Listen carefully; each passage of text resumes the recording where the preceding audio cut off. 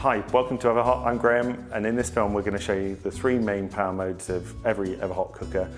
This will be common to every cooker, whether it's a 60 or a 150.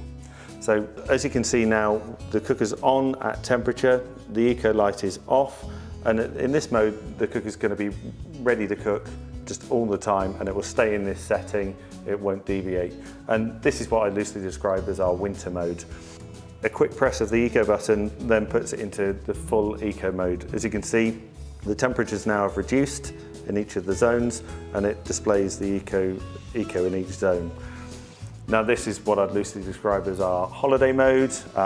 If you're going away for a while and don't need to use the cooker but want a bit of heat in the room, this is perfect.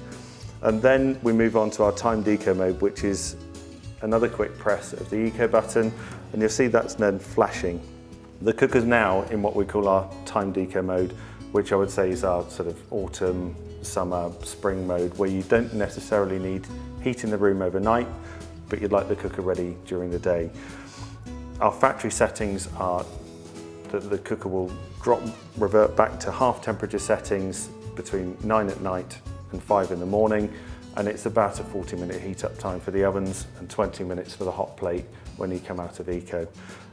Again, it's just a quick cycle, quick push of the eco button to switch between each mode.